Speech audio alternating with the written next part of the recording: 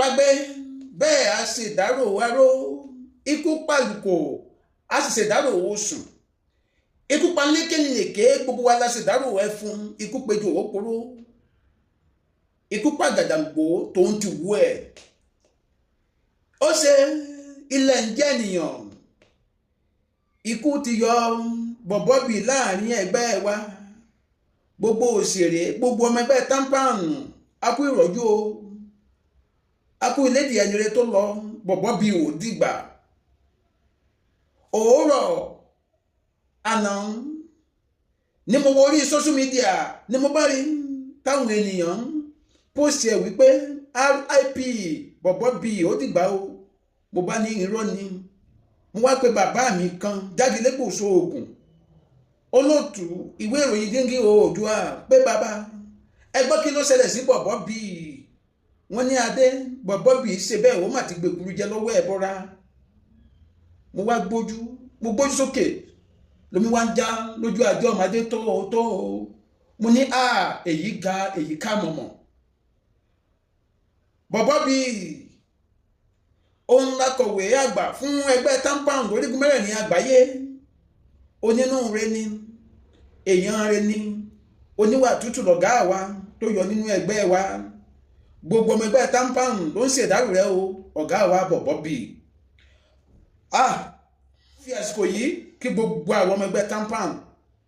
àti gbogbo àwọn ẹgbẹ́ òṣèré lápapọ̀ wípé a kú ara fẹ́ra kù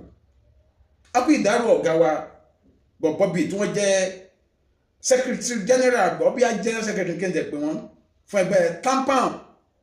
lórí mẹ́rin àgbáláyé ìgbà tí mo gbọ́ tí mo kọ́ wọ́n ní social media mo rò pé irọ́ ni pé àwọn tó máa ń tún pò sí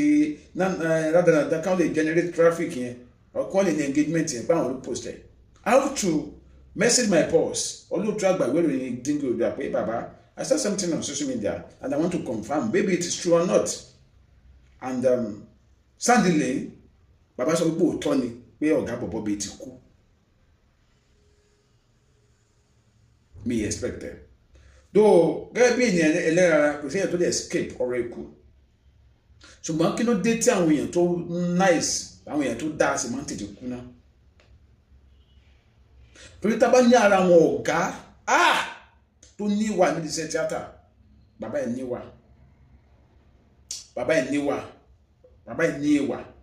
wọ́n jẹ́ wà lára àwọn tó encourage mi gan-an wọ́n wà lára àwọn tó encourage mi gan-an wọ́n wà lára àwọn tó máa fi ṣe àwòkọ́ṣe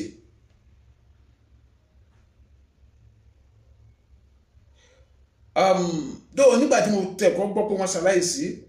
mo pe ọ̀rẹ́ mi kan náà tó súnmọ́ wọn dáadáa that is Mr. Covenant I called him pé kí ló ṣẹlẹ̀ sí ọ bàbá according to him ó ní òun gbó tásùn létí náà ní location kan tó ń lọ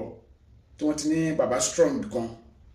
pé wọ́n strong gan bó dẹ̀ dá pé ó pọ̀ díẹ̀ pé but wọn tún padà sí follow up wọn rò kára wọn ti yá yẹn àfi bóyá sì lè gbọ́ pé wọ́n papòdà so but tí mo lù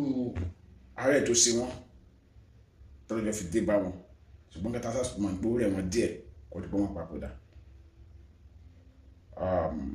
ó jẹ́ nǹkan tó mú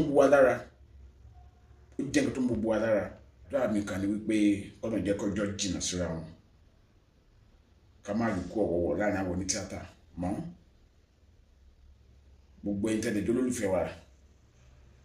máa bá gbàdúrà kọ́lọ́n jọ kó fòpin sí ikú ọ̀dọ́ láàrin àwọn onítíátà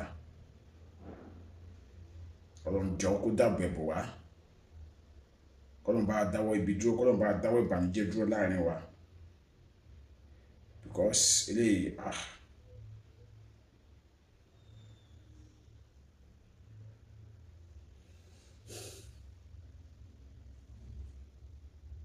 lára àwọn ọ̀gá tí wọ́n máa ń jẹ́ kí wọ́n máa ń gbà kí ọmọdé dàgbà tí wọ́n ń gbà kí ọmọdé gòkè nídìí iṣẹ́ yìí ní Bobo B wà lára àwọn àgbà tó pé ọba encourage ẹ in fact wọn kì í fowó lé ẹ sá wọn bá tó bá tún fún wọn yẹn wọn á tún ṣàdúrà fún ẹ wọn á tún ṣàdúrà fún ẹ sí wọn á tún ṣe àdúrà fún ẹ níwọ̀n bá tó bá fún ẹ wọn á tún ṣe àdúrà wọ́n tún pè é jókòó, wọ́n tún advice, wọ́n tún encourage ẹ̀, wọn kì í já wọn ìwọ̀n ìmọ̀yàn. Ikú dẹ̀ gbà wọ́n lọ́wọ́ wa. Kò sí wàhálà. Ọlọ́run bára dáwọ́ bí dúró nídìí iṣẹ́ tíátà. Adémọ́dé lórúkọ mi. Mo dẹ̀ fẹ́ àsìkò yìí kí gbogbo ìdílé wọn pé Ọlọ́run bá tù wọ́n nínú. Ọlọ́run bá tù wọ́n lórúkọ Jésù. Ó dàbọ̀.